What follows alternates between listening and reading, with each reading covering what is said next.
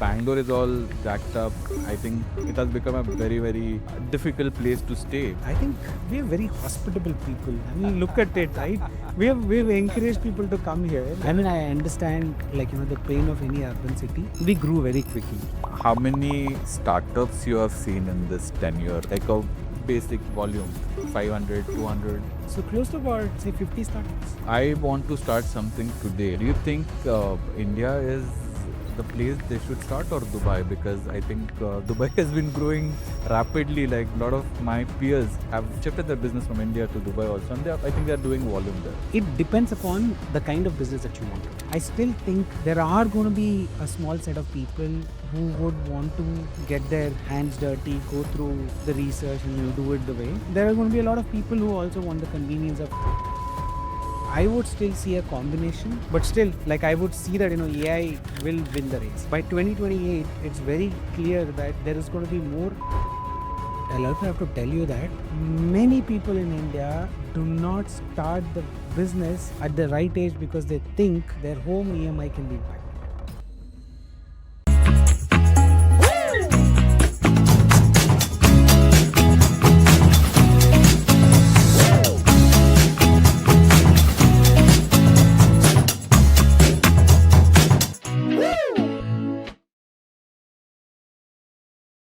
Hi guys, this is David from Build to Last by Tusker Kitchens. Our today's guest is Mr. Vinay Kumar. Mr. Vinay Kumar has started a digital marketing agency before 12 years where people were just working on digital concept. He created a digital marketing agency where people were not even thinking of creating a website. Today he runs one of the most successful B2B digital agencies in Bangalore, and he has a Stanford GSB stamp on his profile. Please welcome Mr. Vinay Kumar. Welcome, Vinay. How are you doing, Vinay? Very comfortable, David. I mean, it's just been so good to meet you again. Being with you is always comfortable. Same here, same here. Vinay, I want to know, in fact, I know you very well, but I want my audience to know a bit about your journey. Where do you come from? How was your childhood? What was your schooling days like? And a bit of your synopsis of your past life, Vinay. Thanks, David. I think it's going to be a little longer one, but the question is that way. Right? It's an open-ended question. Yeah, I mean, I came to Bangalore in 97. I come from a very small family. We were having a small business in Tumkur, and then things did not go well, right? My father lost a lot of money, and then we had to come to Bangalore. We came to Bangalore with absolutely no ground at all. We didn't know what we want to do. My father set up a small milk shop, so that's how he raised me. And one thing that he told me very clearly is that, son, you're 16, so just think of it. I might not be able to make you study all that you want to study. I know you do well in your academics, but I don't know how I'll get the means to do it. So probably you should look for a job that can start paying you immediately. And I think that was a moment where I started thinking about it. I went into doing a diploma course, and then got my first job when I was 19. It's like a full-time job. Started with ITC Infotech, and then on, I don't think so there has been a time that I have to look back. Yeah. Oh, great. So how was Bangalore back then? It was Beautiful. Beautiful. I played cricket on the main roads of Uh-huh. Chamrajpet. So Chamrajpet is where I lived. So I used to play cricket on the main roads. Even now I remember the balls that I used to hit, and then the glass used to crack, and people never used to complain that we used to play on the road. It was fantastic. Yeah, I mean, I traveled throughout in the BTS bus that we used to call. We never called it as BMTC then. It was called BTS. BTS, okay. Right? So Bangalore Transportation Service. But in Kannada also we have this very fun thing we used to called Bitrasikala. If you leave it, you will not get another one. So that's a funny thing. BTS used to be called Bitrasikala. Sure. So my college used to be about 26 kilometers away from Bangalore. Even now it's APS Engineering College and the Polytechnic. Yeah. So there were 3 buses that takes you from Bangalore till there. Okay. So if you miss one, you are done. Oh. You will not make it to college. Sure. Just imagine on the exam days the kind of anxiety and pressure that you would have. Was it like a crowded bus or Fully super crowded? jam packed. And conductors used to hate us because we all used to say pass. Great. Right, But I so- think those were the good old days. And today, if you see Bangalore is all jacked up, I think it has become a very, very difficult place to stay. What is your take on this? This is because of the IT, boom that happened, and what exactly went wrong here in Bangalore? I think we're very hospitable people. I mean, look at it, right? We've encouraged people to come here, Sure. and I feel that it has happened for good. I mean, I understand the pain of any urban city. Mhm. We grew very quickly, Sure. right? I mean, it was a small town, beautiful lakes everywhere. It just grew. But I think I'm happy the way Bangalore is. Even now, it welcomes people, come, and any day I feel Bangalore is a very beautiful city and a good city. It is indeed. So- It is indeed. No complaints about Bangalore. Absolutely no, because even I come from Maharashtra, and I'm in Bangalore from quite a while now. I don't think I'm going to go back to Maharashtra. When because did you come? I came in 2020, but I have studied in Bangalore in 2001 till 2003 tak. Oh, I was in Bangalore, so it was very different back then. very different. Yeah. So I know. I mean, I can visualize what you were just telling me. Yeah. It was fun back then, and it is fun even today. So after that, after your diploma, I think you went into job space, and then I think you continued it, and you said there was no looking back. You also started something of your own, all right, Verbinden. How did you came out of job? Because that's something everybody wants to know, that a person who is in a secured place starts something without any support, without any fund. And I want to know about your journey and why did you do it? Started. A few people have asked me this question. Uh-huh. One is that I'm an accidental entrepreneur. Okay, and that's what people say when I mean most Yeah, of but- the entrepreneurs. But I'll tell you how the accident happened as well. Okay. Right? So I'll tell you Sure. about that. But also, right, the risk thing was never on my mind. When my friends come up to me who have done really well in their careers, and then they even now come and say, I want to start, but can you tell me how to start? They're like, oh, that isn't that risky? For me, that risk wasn't there because I always felt that, okay, if this doesn't succeed, at max, what will I do? Right? I'll go back to zero. I have anyway started my journey there, right? I have seen where, during my college days, right? My father used to sell milk and then I had to deliver the milk. Sure. So I've seen those tough days. So nothing bad is going to happen more than that. So I'm happy with it, right? So with that, yeah, the risk thing was always never there, when I started the business. But the getting into the entrepreneurship was like a step-by-step process, I believe. I worked with IDC Infotech for about 3.5 years. And then I worked with startups. I started with Tutor Vista, and then I went to a startup in Delhi, did there for about 3.5 years, came back. I worked with a founder here who was building something amazing for almost about 2.5 years. So it's almost about 7 years in the startup journey, kind of made me see what founders go through every day. Sure. And then 2012 is when I said, okay, I'm going to take a break. I am not going to do anything for a year or two because, you have this thing, a milestone that, you get your house that, you feel good.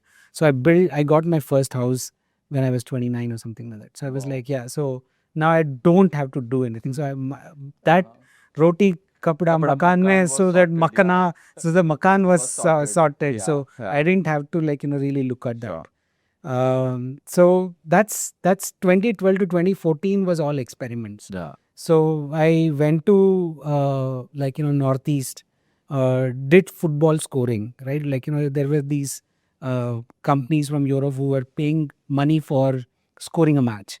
So here I am, I didn't want to do anything, but if somebody is paying me money for scoring a football match, why not? Let me take that, right? So I did that. And then I did one consulting for a Canadian company where we had to set up his company in India. So we chose Noida. So I was shuttling between Bangalore to Noida. And two good friends of mine came to me and then said, hey, we have this idea of starting a content agency. Said, okay, great, do it. I said, no. We are from the content background, but we did not have any business background. Sure. So, would you want to join us? I said, yeah, why not? Let me give it a try. And that's how it happened. Oh, great. And both of them are leading their own companies now.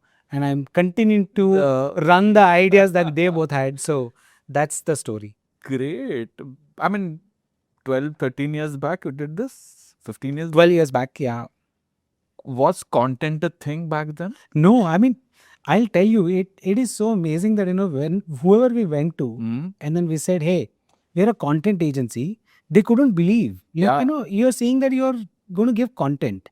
And then, I mean, I'm not even talking about video content that... Any content for that Right? matter, Like, yeah. we were only talking about the written content. Sure. So I said, I have content writers at my office, you tell me. So I went into one of the, global pharmaceutical companies. There, the founder used to write for several places. So we took that up as a challenge and got our first gig where we had to deliver content for the, ghost written content. But of course, right, like they gave us a lot of inputs. Yeah. So we wrote that Sure. in 2014 and that's how we began. But I think interacting with people like you, we realized that at that time, if we would have just stuck to saying that, we will only do content, we might have not survived. So we looked at the market and when we worked with the CMOs or when we worked with the marketing people, they said, hey, you cannot just tell me that you will write a case study but not design it. So you also need to design it. Sure. So then I added a designer. Right? Somebody said that, you cannot just say that, you will do a website copy and not do the website. Yeah. I will not get another vendor. Yeah. You do the website also. Sure. So that's how we became a full-fledged agency. Superb. And while doing all this gig, while bootstrapping, I think there were months where the balance sheet was not great. No, not. I mean, for 1 year, nothing. 1 year, being a founder, whatever it was, right? I did not take any money. Sure. And on top of it, right, it used to be like, how do I meet my, salary the next month? Was always ringing, right? Like it's not easy. Correct. And you have people and you're also accountable for their lives because you've given them employment. Correct. That means that he has committed that that he will take his mother to a hospital or he will probably take his girlfriend or a wife on a date. Sure. I don't know what the commitment is, but that commitment is equally important that pay them on time. Those were all the things were quite challenging for 1 year. Great. How many startups you have seen in this tenure, Vinay? How many startups you mentored or consulted or saw or handled? Like a basic volume, 500, 200? Oh, no, not that lot. But yeah, maybe about we've worked, touched, I've mentored few. Sure. So close to about, say, 50 startups. Yeah. Great. So I want to know, I mean, in fact, my audience will definitely would like to know. I mean, there is a guy who is coming out of a college and he's starting his own startup in a city like Bangalore. You throw a stone and that will hit a startup, agency. Is it difficult? Because I think India is not a very easy country. There are multiple windows that you have to travel and get a clearance. So is it really difficult to start a startup? And if yes, is it difficult to scale it up? And if yes, what are the mistakes people do while entering in this particular horizon? Yeah, it's a difficult question to answer. But I think one of the biggest mistakes that everybody does is that, they don't know how to bracket their startup. Is it a commercial idea? Sure. Is it a scalable idea? Or is it a hobby? Sure. Right? So, few years ago, started a passion project called Book Brahma, which is all about books, right? And did not at that time realize it was a passion project. I could not bucket it, right? That there is a framework actually for the founders to see, is that a scalable, viable business model to be with? Sure. I think that business model valuation is very, very important for our founders to look at. Yeah, I mean, the rest of the things are very challenging, right? Like, getting your GST, getting your all the I would say the statutory work will take a hell lot of founder space initially. They Yeah. need to be very prepared for it. Correct. But I'll tell you, it is very satisfying. It's very, very satisfying.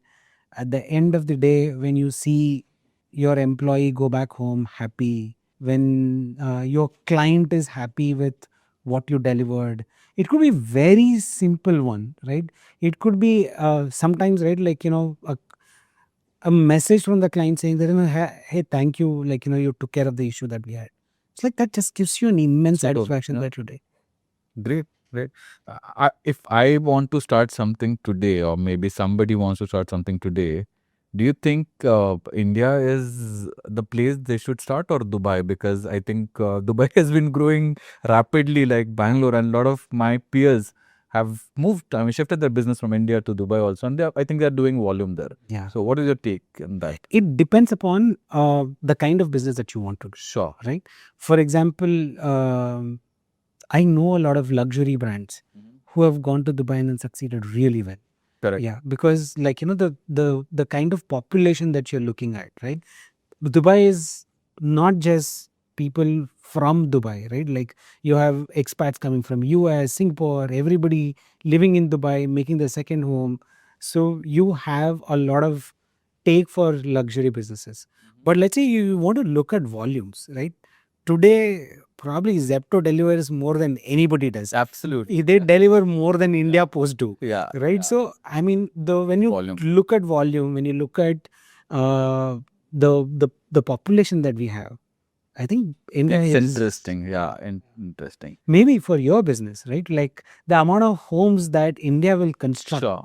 in the next so many years is going to be so The huge. volume is huge. Correct. Volume is Yeah, huge, correct. right? So I think India is there. Like, Sure. we have arrived. Yeah. And also today, I mean, I spoke about luxury brands.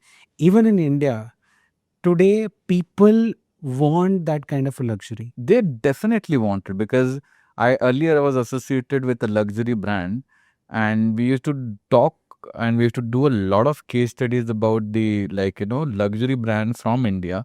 And I used to ask these questions to a lot of my agencies, that name 5 luxury brands from India, product brand. Okay, you'll talk about hospitality area, and they said, I want to know 5 product brands from India. And trust me, I mean, everyone used to fumble, because there are very less product brand from India. I think in next 10 years, You will see a lot of it. Sure. I am a big watch fan. Okay, I mean, I see some amazing work done in the what do you say, the watch industry. Really? The Horus. Which Indian brands are doing good in watch industry? I recently came across this brand called Rotoris. They have coming up with a very, very elegant brand. Even brand like Jaipur Watch Company or Sure. Bangalore Watch Company. Yeah. They have some amazing things, right? Like Bangalore Watch Company has this watch dedicated to Raoul Rabbit, right? Sure. Like those watches are like so beautiful. Mm. Great, super. When I now at this particular point of time, I want to know that what exactly Verbinden is doing. Can you just talk a bit about your, like, agency work, and how big that agency has become in 12 years, and how many problems you are solving, and are you actually solving problems, or what exactly is the agency? Yeah, I mean, I told you about our genesis, right? We started as a content agency, and then we became a full-fledged digital agency. Sure. But like every agency, scale is always a challenge, because you're doing creative work. The work is changing every day, right? Like, every campaign is different, every product is different, every story is different. And then you have to think for a new client every day. It becomes so challenging. That's when, like, I took up this course with Stanford called Stanford Seed. Sure. We went through a transformational journey. So it's a course for founders, 11-month course done specifically for founders who want to transform their organization. So you're basically not studying an MBA, but you're actually working on your business, within your business, with your team. Sure. And then they also work with you to put up a transformation plan. So that's when we fine-tuned our story. We looked at all our past wins, like, what kind of work that we have done. And then we shaped it to say that, hey, you know what? We will serve B2B and technology clients because, like, we have a lot of portfolio in that. Sure. And that becomes easier for us to win more clients and then also service more clients. Sure. So that was one of the pivots. And interestingly, we were one of the very few agencies who invested in technology, right? So we realized that the edge will come when you have tech. So we had developers even when it was not so cool, right? Like we had developers always. Sure. Probably from 2015, within 6 months, we had developers.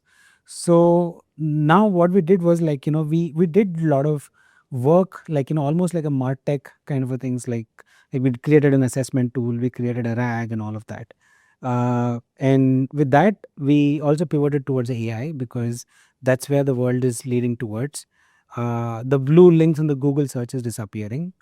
Uh, the challenge today is that everybody is asking an LLM instead of like searching the traditional way. Sure. So we are now pivoting as one of the very few Indian companies who are looking at uh, answer engine optimization, AEO, generative engine optimization Correct. as a key service. Sure. We have partnered with few tech companies to bring in the the tech expertise. Then we also have tech expertise. With that, we are serving a few clients in this space. Great. Super one. I think even in our everyday life, I think, I mean, nobody's talking about SEO anymore. In couple of years, it will be a history, right? I mean, I don't know yet because I still think there are going to be a small set of people who would want to get their hands dirty, go through the research and then do it the way. There are going to be a lot of people who also want the convenience of LLM suggesting what it is, right? I would still see a combination, but still, like I would see that, AI will win the race, right? By 2028, it's very clear that there is going to be more AI traffic than the traditional search traffic. So I have a chartered accountant firm whom we work with. He's actually my chartered accountant, and that's why we work with them. So he's getting almost about 9% of the traffic from ChatGPT alone. Oh, that's a very impressive number, yeah. Right, 9% of the traffic from ChatGPT alone. So that itself gives you a picture, right? I mean, what the future will be. And he's a chartered accountant. Absolutely, absolutely. You mentioned something very interesting that you had a developer when it was not a cool. So, I mean, that time, what you started was also not cool. I mean, people didn't even have a website, correct? And you started something at that particular point. What I want to know a bit of it, like how you created your own website and what was the story? That's actually a very funny story. So this 2012 to 2014, I said like, I just was experimenting. One of the things that I experimented was, can I get the students' homework done? Okay. Homework is a pain for any child, right? At that time, I was not a parent. So I said, okay, I'll launch a website called Go Homework Help. And I will ask the students from US to pay for the homework and then I'll deliver the homework. So I was the one who was doing the homework. So this is like outsourced homework. I was just doing it as a, like, I'll try it kinds, right? So I had hired a developer to do this website. And when I was starting this venture, I told him, see, in the last 1 year, I've worked with you so much on Go Homework Help. Now I'm starting this new one. I don't have money. I will get you biryani, but you'll still do my website. He was like, what? I said, yeah, this is the deal, right? Like, you will do my website because I need to get business and I'm exchanging it for a big plate of biryani.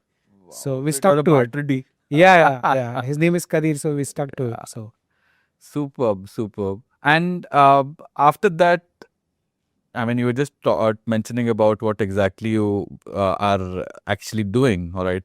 Apart from that, I think you're also doing some very meaningful, like, contribution in our industry. That's where we met, CMO Circle, Vinay. I think it is one of the best initiative that I came across in last couple of years because I keep attending a lot of events and something very similar. But CMO circle was very different. And how did you start and why did you start it and what is the purpose of it? Yeah, it has a long story again, Yeah. right? So CMO Circle was an idea. It came across because, like, we have been working with several marketers, chief marketing officers. Right? You look at a CMO like you're a creative guy, right? But like in a board, you are asked some questions about like numbers, right? Like, Oh you're asked about P&L, and every problem is a marketing problem, yeah. right? So that's when we realized, okay, hey, here are bunch of people who are so creative, and they aired, right, like, they have, like, a C-level title. They're expected to, like, wear a tuxedo and go to their work, right, and then, like, perform like, like any C-level executive. But what if we get them their own tribe, and and just make them, like, be together, probably learn something together, and at the end of the day, if they walk out together as friends, how would that be? That's almost like a community of CMOs is something that we wanted to Sure. build. um I again, like, picked up few brains of like people. So there's this guy who used to work with IDC, and they build a lot of CIO communities, right? Like, they are the uh, ones who do a lot of CIO Connect and CIO. So he said, like, yeah, like, this puzzle is missing, right? Let's say tomorrow, you if somebody has to come out and, like, give thought leadership opinion about marketing in India. There isn't like an authority there, Sure. right? Like, that's the authority that you should try and build. Correct. Rather than just a community which will be like, for people to come together and leave, then it will have no purpose. Super. Right? So think of a bigger vision, think of a bigger problem to solve. So that's where we are doing. It's still at a very experiment stage. Yeah. And thank you for attending one of our events and being a It part of was CMO Circle. So I think it landed very well, but the purpose and the direction is very clear. And I think most of the CMOs right now in the age group they are is like 40s to 50s. I think there is a talk in the industry that very soon they'll be irrelevant because industry is being very brutal right now. I don't know whether they'll be relevant, irrelevant. But one thing is for sure that we all need a platform like this. Also, wanted to know a bit about the CMO's life because I always talk from my real life examples. Okay, if I do a campaign, let's take an example. If I do a campaign of 50 lakh rupees and nothing worked out, okay, so who is going to get fired? Me, the agency, or my CEO? Because you mentioned very clearly now everything is the matrix, yeah, the vanity game and all of that. So, what is your take on this, Vinay? it's a very tough life, David, right? Like, that the worst part is that, everything is been asked, like, it's a yes or a no, right? Like, you're dependent on, like, companies like Meta, Google, LinkedIn, and then their algorithms, and then their mercy, and then you are betting your campaign. I understand you have a fantastic art director, you might have like a great agency, or you have an in-house team who have put in your heart to build this campaign. Sure. Now you have this variable, which is the technology companies who are, like, displaying the ad, Sure. and then you are expected. So I don't I don't see a reason why it has to be blamed either on an agency or a CMO, right? Yeah. It's something like, um, I don't know. It's a tough challenge, right? When Yeah, it comes to it is. performance marketing. So, I think very interesting point, Vinay. But I also had some very, very, I cannot say bad experience, but not so great experience with a lot of agencies. Lately, post pandemic, because post pandemic, the dynamics changed pretty much in our industry, in furniture industry, in interior industry. And with that, the agencies which I used to work earlier, they had their skin in the game. They used to work as partners. But most of my agencies started scaling up and they started chasing money, and they lost that touch with the client. And it was not a great experience because, they deployed a very fragile accounts manager, not very seasoned, and that particular manager had multiple clients. So I think it went for a. Do you blame the industry, or I mean, this is what the approach is right now? Because I think most of the agencies are going run off the mill kind of approach. I think I would say that knowing that agency itself, you can scale it to an extent, but you cannot scale it like Infosys or what do I say? Yes, of course, there are exceptions like WPP and Sure. they're all there. But I'm saying you need to look at your scale to an extent, but not too much. And also as an agency, don't give in because your client is saying that hey, can you run this campaign for this small budget? If you cannot, be honest about it and say no. Correct. See, what happens is that many a times the client comes in and then say, hey, I do not have a lot of budget, but make this successful. We will do the next big campaign with you, and then you are the next agency who will be the shining bright star in the sky kind of a thing. Correct. When that happens, agency will say, hey, we will take it up. And then after a while, they start realizing, okay, it is bleeding. Now they'll say that, okay, now let us take the season account manager, give it to a bigger account. Sure. Now we will put in a, probably a junior. Sure. Or sometimes even an intern. Yeah. So that's where the quality goes wrong and agency gets blamed. Of course, they're to be blamed because they did not communicate that we cannot run it at this cost. Right? Sure. If you are not able to do it, I think it is it's the agency's fault. They need to come out and say, hey, this is the budget that is required to do, and these are going to be your assets, right? Yeah. Otherwise, agencies are not going to survive. They need to be honest, truthful, saying that this is what it is. This is how I can work with you. This is the minimum required money. Because many a times I also feel that a lot of companies come to agencies when they're short staffed. One, second is that there is an edge in terms of competency. That's brilliant. Sure. That's why they need to come, not Sure. for the first one. And then the third one is they have a very low budget. They just want to make it work. That's where it goes. Yeah. I mean, most of the time it is also because of the bandwidth. Yes, Right, yeah. and time, right? Yeah. You go to agency and say that, hey, I want my campaign. Yeah. You ask when? Yesterday. Sure.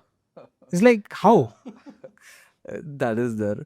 But I spoke to few founders like you, Vinay, who are my friends also. I worked with them. They were they were my friends also. So off the record, they mentioned it to me that David, there is a talent fatigue, all right, and especially the Generation Z. I mean, I don't blame that generation, but this is what most of the founders they're finding difficulties in sourcing the right talent, because talent nowadays are not sticking to one particular assignment for a longer duration. Absolutely. So there is a lot of attrition happening. And I think when attrition happens, I think for me, if I'm talking to somebody who's handling me for a very long time and that account manager is changed, so I have to start from scratch with another person. I have to explain everything, right from the analytics, where were we, what were the scores, what was the expectation. So it's difficult for a client and difficult for the agents. And that's where I think everything goes south. So, Absolutely. I'll take your point. I'll also have to tell you that look at the pedigree of people who came into agencies 10 years ago and today. Sure. Okay. 10 years ago, if you have to enter an agency, you have done your mass comm or MA in literature, Sure. or you are a journalist, Sure. or you have worked for a brand for a couple of years, and then you're coming into agency because you have that. Correct. Today, what has happened is today they're like, I run my social media, I have like 10,000 followers and I want to be an agency, right? Because you put out content which is good for you, Sure. you attract it, but would you be able to consistently do it for like 10 other brands or 20 other brands? That is a question. Sure. And of course, right, like we all are dealing with the new generation and then their problems, but that's a different issue. But more than that, the pedigree of people who are coming into agency is also not so great. That's a challenge. Why do you think that happening? Is because of their approach, their maybe their education? What exactly? I think Parenting has changed maybe in some time. So a lot of it to do with that. Plus, Yeah. at the same time, right? I think people who are of the like cream of the students, like graduate of, let's say, Srishti School of Design, or Micah and all of them, they do get placed in a very good job today. Sure. Unlike back then, for them it was like, okay, I've just done, now I'll go to an agency like Mutra or like Leopold. Today they won't even look at them. Correct. They will be hired by companies itself, right? Like, at a very, very higher package. Now, how does an agency compete for that talent? Right? So you're not competing only for business, you're actually competing for talent as well. See, I'll tell you some very interesting case of the agencies what you mentioned. This is from Publicis, if I'm not wrong. They have hired somebody without a degree recently, all right? So I think agencies are also taking that approach, which they were not, I think, few years back. So is it compromising the level of talent or maybe the deliveries, or I don't know? It depends, David. Actually, very recently, I was telling about one of my own talent who actually came in when she was 17. Oh, Okay. great. Yeah. She was 17. She came to our office. She said, I want to be a content writer. And we were But like, is she supposed to work at 17? that's what, we were very surprised. We said, we want to meet your parents. Sure. Her parents came in and we spoke. Her father was an army guy. He said, hey, my daughter is going through a tough phase in life. She wants to do something. She does not want to attend college. Would you be okay if she works here? We said, see, at this age, I would not be able to hire her. Maybe we can give her an internship, let her come and do whatever she wants. She will not be accountable for anything. She will not be doing anything. She actually came up with one of the most brilliant campaigns that we have come across. Wow. Yeah. Okay. Yeah. And after working with us, she went on to work for Your Story. From Your Story, she went to Walmart. I mean, she's doing really well. Superb. But yeah, she never completed a degree. Okay. She never did. Yeah. It didn't really matter, but I think she put her mind to it. Yes. I think she really worked on it. So will the world go in that direction? Because I have a very similar example in my last tenure from Royal Oak. I hired somebody who is just a 10th, pass. And she told me very honestly when, she came for an interview, but we took a bet on her and she became one of the most important asset for the organization. She has created so many, campaigns, and I think we had fun working with her. So is the world going in that direction? I think so, it will. Because I met one kid who was dropout of Purdue University. His father is my Stanford batchmate, right? He said, I didn't see a value in my engineering. And it's Purdue. It's not he went to some small college in Bangalore. He went to Purdue and then he dropped out and then he's doing his startup. So Vinay, now we come to something very, very interesting. Okay, the part of this podcast where we ask our guest about their experience in making homes. Awesome. Right. So, because I think everyone has that experience of making a home, be it a rented or be it their own house. But I think it's a fun experience for everyone. So I want to know your experience with that, Vinay. This is my second experience. The first one was an apartment. Oh, you told me when 29 years old. Right. It was an apartment. It was very easy, right? Just got everything. I just had to get the interiors in and move in, and then it was quick and easy. I mean, it was fun. But now, right now, I'm constructing a house from ground up, and it's a nightmare. Oh my. Right? It's like you're project managing at office, and then you're also project managing your own house. Right? If you're not looking at one thing a day, everything falls apart. Recently, I called in the meeting with the architect, contractor, interior person, everybody, and I actually pulled out an Excel sheet and then said, okay, the architect team, Ritesh, you are the guy. Can you please ensure that every day you tell me this is done, not done, not done? And I was very, very angry, like an angry client. This I'm doing it after 1.5 years. I've taken close to about 17 months to build it, and I'm yet to. Very driven. I want to know more about this affair now, because I think this is something I want to know for my own, study. How did you started your research? Because building a villa or a house, you start from a construction, civil work. And is it that time when you start looking out for everything, like interiors, furniture, plumbing, a lot of there are 219 things that comes into picture. So what is the typical research that you did? I mean, being the digital guy, what was your approach? How I you mean, approached it? I reached out to all the what do you say?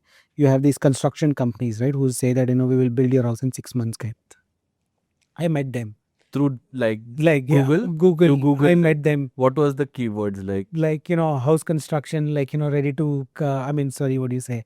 Turnkey. Turnkey. Okay. Turnkey was one of the Sure. things. Keyword, yeah. I did. I got a few of them. They came and then they sat across. I said, "Sir, 6 months हो जाएगा. 6 months हो ही जाएगा. आप चिंता मत करो." So you approach brands or you I approached brands. I Okay. approached brands. Sure. Yeah. हो जाएगा and all that. And then I asked them some critical questions what are you going to use and how deep are you going to go in for the the basement structure Sure. and all of that. They were like, sir, इतना करने का जरूरत नहीं है, sir, इतना लोहा डालने का जरूरत ही नहीं है, don't worry about it. Then I realized, okay, there is something wrong here. If he's going to construct something in 6 months, Sure. there is something really wrong. And then went to few people. A friend of mine suggested, hey, you should meet this architect. Yeah. This architect does a lot of sustainable homes. And Sure. if I think you should just have In reference. In reference. Correct. I went to the architect. We sat there. We explained everything. And then one of the things that we told, when I go home, I don't want to carry my same workload into the house. Sure. The home should be home, where I have a lot of green space. I have cup of Sure. coffee to sip on. Yeah. I wanted to see my children play board game Sure. or something. So it's and I'm a typical Bangalorean. So I have never liked the apartment living. So I wanted to get out of it and then construct this. Yeah. Architect came across really well, and that's how we started. But I get your point. I should have looked at all the vendors, mapped, done the research.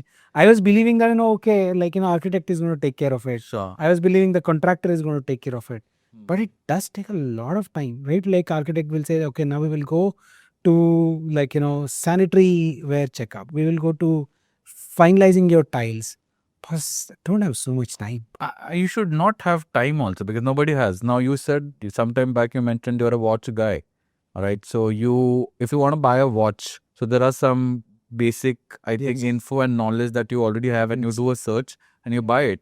But 90% of our Indian family, they do not do a proper planning there. Okay. They do a good planning for finance. They actually have a very good idea about what money where to put, but they do not know about, they don't have a first hand information about the materials maybe, and what sort of design. I think that's where the biggest goof up happens. Yeah. And a lot of brands are now, a city like Bangalore, Hyderabad, Chennai, in South India, I think this industry is growing big time. And there are a lot of brands actually, they're promoting their entire design aesthetics, their layouts, and they're calling themselves as a design first brands in our space also. Great. And what is your experience with the kitchen, Vinay? Because you being a Bangalorean, you guys love food. Yep. So what is your experience in kitchen? How is the kitchen like? We are yet to go there. We have been doing You're an apartment? No, the apartment was a very small one. So Correct. we got a kitchen done from the interior guy. Sure. Back then, when I bought it in 2012, I don't think we had a player like Tusker who was getting the kitchen done or anything. So we had to go with the interior guy who suggested, okay, this is a theme. But right now we are still at a construction phase. So yeah, maybe What do you want your dream kitchen to be like? Are you a guy who is you want your storage to be sorted, or a workstation to be this, or you want a cabinet or a bar? What exactly you want a kitchen to be like? I want it to be something which is a multi-utilitarian. Like, my wife and I, if I cook, we should be able to serve them at the kitchen, like, like a breakfast counter.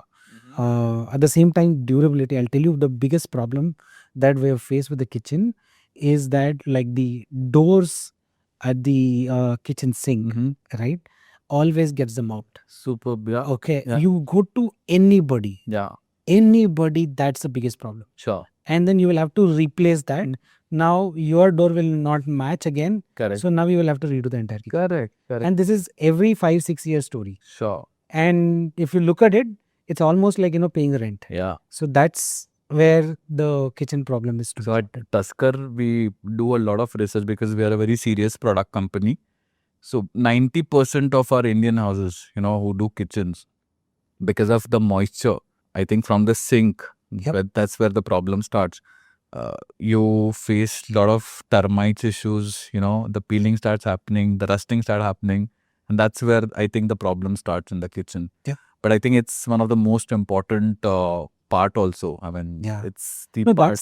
that's the heart of the home, right? Like, Absolutely. you, again, going back to basics, what do you live for? Sure. Roti kapda makan.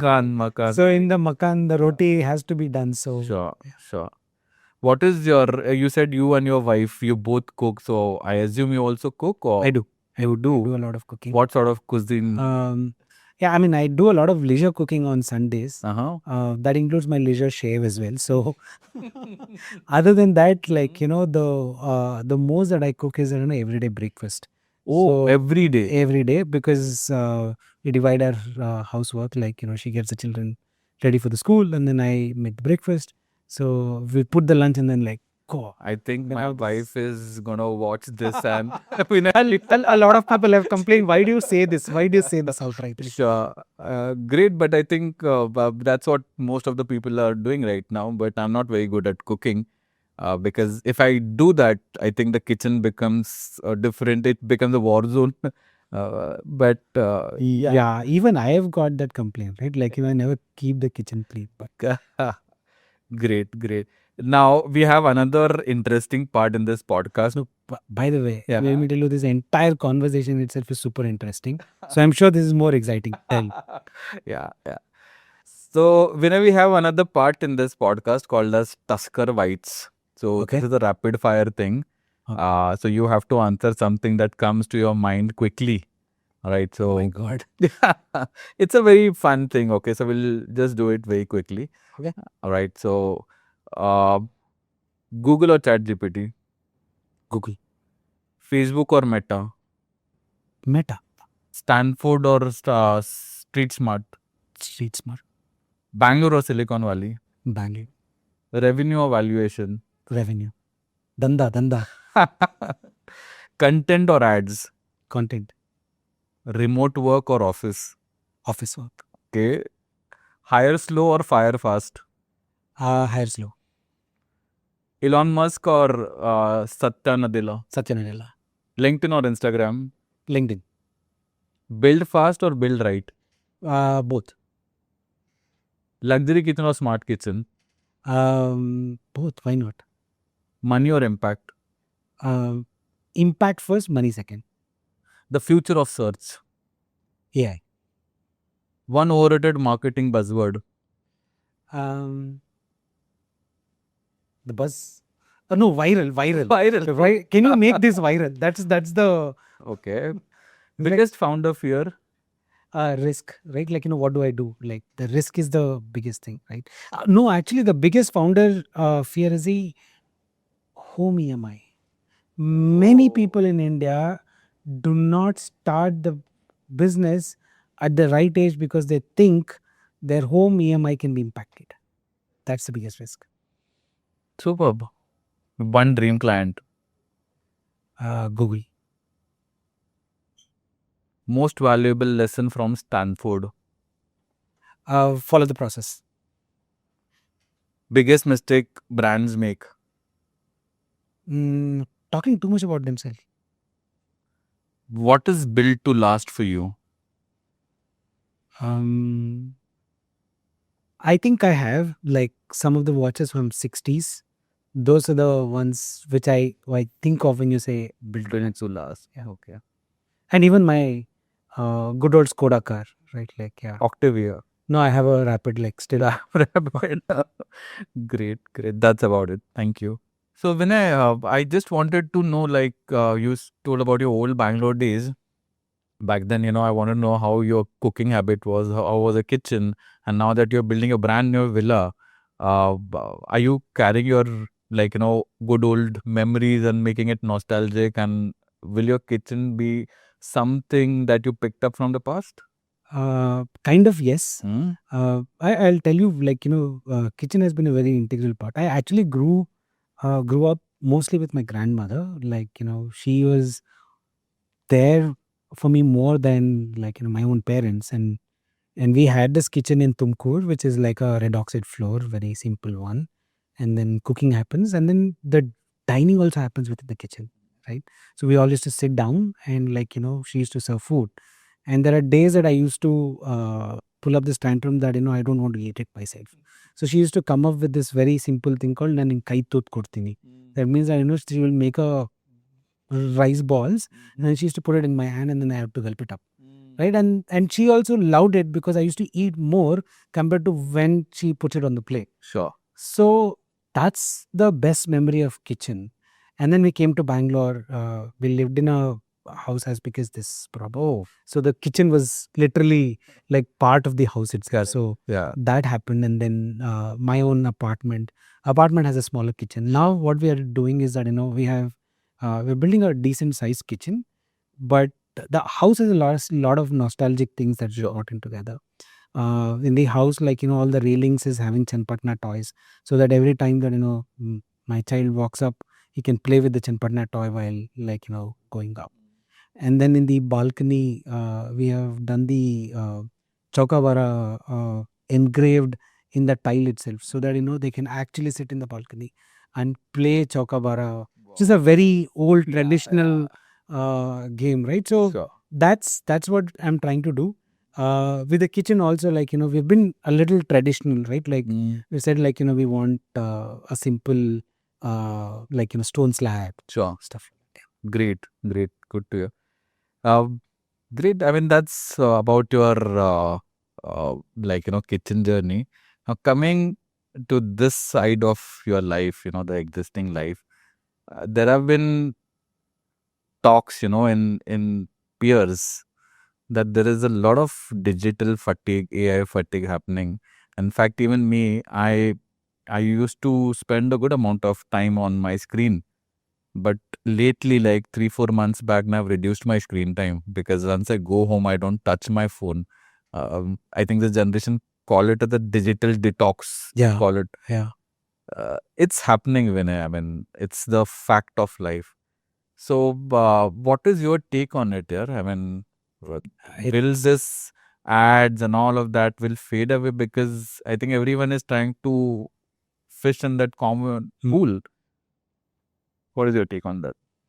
I think the digital fatigue is true.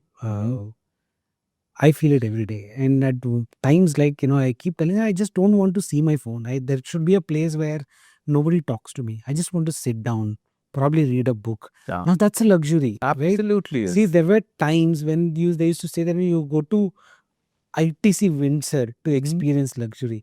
Now the luxury is not that, right? Like, if you can Yeah. sit for 15 minutes in a day, have a nice cup of coffee and read 10 pages Sure. without distractions, that is your luxury. Yes. With that, I think we're going to find some balance. I think the digital is still going to be there. It is not going to fade away. But people will start realizing that, they're losing relationships. They're losing that one-to-one human connect. That's where our CMO circle is a better hit, because, like, we meet in person, Yeah. right? Yeah. It's not a digital thing. Yeah. So I feel that the digital detox is required. It is required. It is right? required, Yeah. right? And same digital detox will not work for everyone, right? Sure.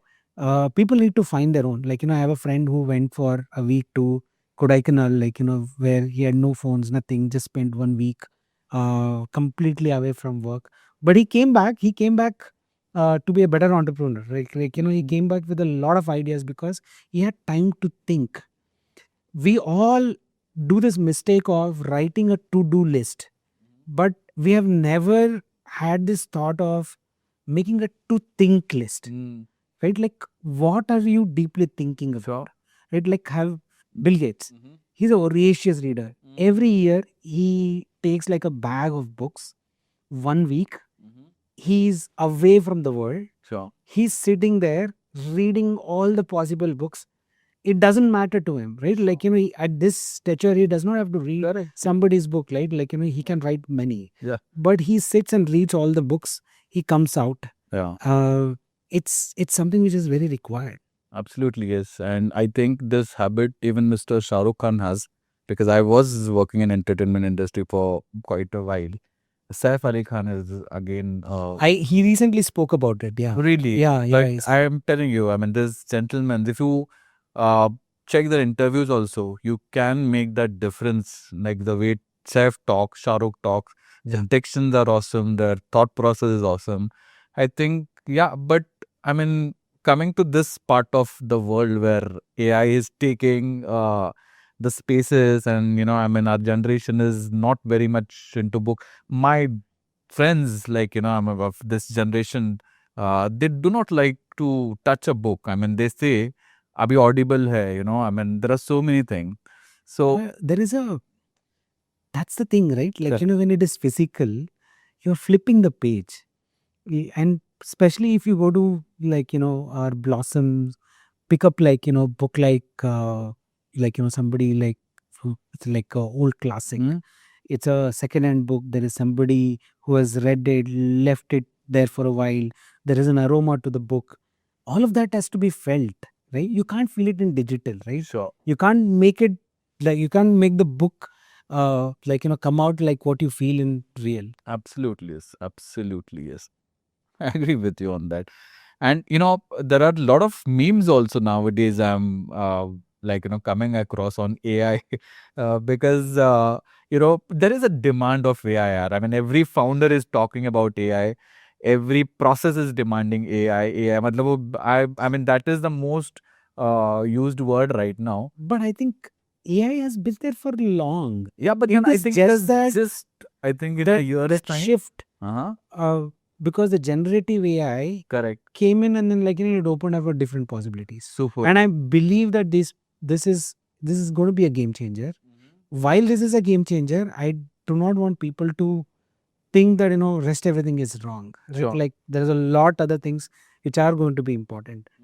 But people who will succeed in the AI age are the same people who also know how to get their math right?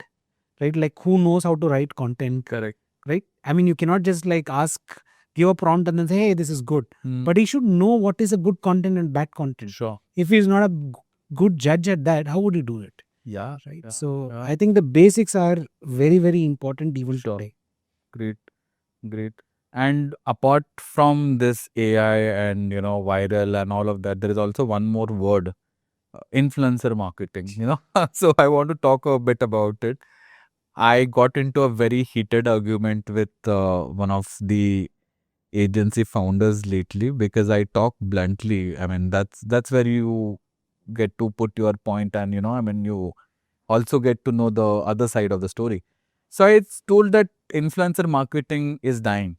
I mean, for brands who have invested a good amount of money, I mean, I think there is burnout happening in budget.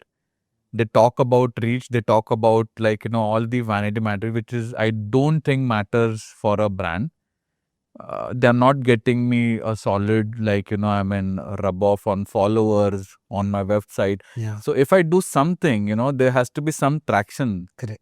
That's not happening, and that's why I think influencer marketing is dying. Maybe it will take a different format. What is your take on that, Vinay?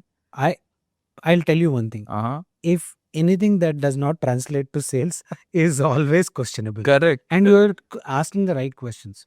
But what I have seen is that earlier influencers did everything. Right? One day I tried food. Next day I read this book. The third day I was also like riding the motorcycle. and that has been the history, right? Correct, Like, yeah. just because I had a bunch of followers, I created any content, Anything, anything, yeah. and then I did that. Correct. But now, if you look at some of the thought leaders, Mm-hmm. somebody in a automobile space, right? Like, who actually does really good work on the automobile can really boost up the sales, right? Somebody who is in the space of horology can boost up the sales for a watch machine, because he is a thought leader. He understands the movement. He understands what goes into making of it. I think, uh, right, like, I think we are diving into a space where, like, the dust is going to go away, Mm-hmm. and the fine people in the influencer marketing who has a niche who's going to stay, and that can actually ensure that there is some amount of value or a good value for people who does the influencer marketing. Absolutely, yes. And there are a lot of, I think, positive stories also coming. I mean, lately, we saw the news where Hindustan Liver, they have parked a decent size of budget for influencer marketing. They have stopped TVCs and, Yeah. that mainstream advertisement. And now they're going gaga on, like, I mean, influencer marketing. So there is, like, I mean, positive side to it. But I always think that, I mean, what you said is absolutely sense, I mean, there has to be some KPIs. There has to be some, like, Exactly. yeah. But I think everything should be tied to sales. Correct. Yeah. Everything Yeah. should be tied to sales. Sure. The recent one I'm really, really happy about is Jio Hotstar giving marketeers Wow. their That's platform. That is amazing. That's amazing. right, like Yeah. IPL. Yeah. You do. I think Mr. targeted- Ambani knows the game very well. And that was much, much, much needed. Yeah. Local businesses will also get a good, like, I mean, Absolutely. output from it. Yeah. Yeah. Amazon has also started their own inventory, but they have some MOQs. Uh, Also CTVs now. I mean, CTV is also trending, and a marketer spends a good amount of budget on CTVs also. So I think there is gonna be some shift in next, like, couple of years. But I wanted to understand from your side, like, because you handle a good amount of client. What are they thinking for the future, Vinay? I mean, you meet a lot of CMOs also. Yeah. What are they talking? I mean, a lot of them are betting big on AI for sure. And when I mean AI, it's not just for the content production and content delivery and stuff like that, but they're looking at, like, how it is going to change the game in terms of, like, let's say, how the programmatic ads are run and which ad set will perform better. They're doing a lot of iterations on the AI space, and that is one definitely there. But at the same time, right, they're also coming back and saying that, hey, we want human content now, right? Because now we know how AI sounds and we want the human content, Yeah. right? So it's an interesting phase. Yeah. At times, like, they are very ambitious. Sure. At times they are clueless, right? They're all figuring it Are out. they talking agentic? Are they Agentic is like the Yeah. like the word that is there, right? Yeah. Whether you know it or not, agentic. Yeah. Right? So Yes. Great. Great. Vinay, apart from this, all this jazz, I want to understand your personal, like, I mean, space a bit. What are your hobbies? Are you like, I love singing a lot, but I'm not finding time for that. So I like. you never told me about your singing. No, I The do. next time we meet up at the CMO circle, we'll make you. Yes, after a couple of, like, rounds, we can do that. So what are your, like, hidden talents, Vinay? I mean, I am an open book, no hidden talents. Uh-huh. But yeah, one of the things that I've taken seriously in the last 7-8 years is running. No, it's been 8 years, 8-9 years running. I've done a couple of half marathons, or more than that, not couple. So, and then been running consistently in all of that. So that gives me going, and a lot of people also pull my leg saying that he's trying to run away, he's trying to run away, right? So Yeah. that is there. In the past, right, Mhm. like, during my college days, I was a very serious theater guy, right? Oh, wow. Okay. Right, started with school, did a couple of like serious plays, and there is a English theater or started with Kannada. Kannada theater? So did Yeah. the very prominent Kannada play called Echamma Nayaka. Okay. Okay, so What this is is about a story about a freedom fighter for Kannada, stuff like that. So it's a very beautiful story, and not a lot of people have done that thing. I studied in a boys' school, or it became co-ed later, but it was a boys' school when I was there. Which school was It is Bangalore High School. It's a very small, good school. Sure. Known for cricket. By the way, Kirmani, Uttapa, Wow. all of them are from our school, right? So, theatre was also big in Bangalore High School. The first opportunity did well. Second was okay. The third one was like the school competition where it's all inter-school at a like a district level and all of that. In that, they said, we have this Maharani role and then we don't have a heroine and you are the heroine. That's So you played Mar. yeah. Great. That's the role. It's the second prominent role in that. And then I won an award like Rajkumar and Ravindra Rajkumar gave me the award. Wow. That gave me this confidence that I can do something in theatre. You did something after that? Yeah, I took up a course with National School of Drama, did a diploma course. So you planning to do your career in that? Yeah, I mean, I was very damn serious about it. Yeah. And then took up lighting and stage setting. Did a very professional stage setting for a theater. Did all of that. And even my family members always believed that ये बहुत ये तो कुछ बनेगा नहीं, आजकल इसका ध्यान बहुत थिएटर में ही है, ये कुछ नहीं होगा इसका. That was their real words in Kannada. You want to go back? If No, get a chance? I mean, I'm still in touch with a lot of friends. A friend of mine runs a film festival. Sure. I kind of go attend a festival. Yeah. So, yeah, maybe that's something that I do one day. Go back to theatre. You watch content also? Yeah, I do, but not like the Instagram reels. No, the content like on Netflix or Oh yeah, I do. which is the latest content that I watched which- Kartavya, which was Saif Ali Khan. Saif Ali Yeah. Khan. Yeah. But I've gone back to watching some of the old classics. Like I've been watching Mentalist. oh very Okay, nice. repeat. Before this, I watched Monk. I wanted to relive that Adrian Monk thing. Have you watched Sopranos? No, I haven't. Very nice. I'll recommend that to you. You should watch. Nice series.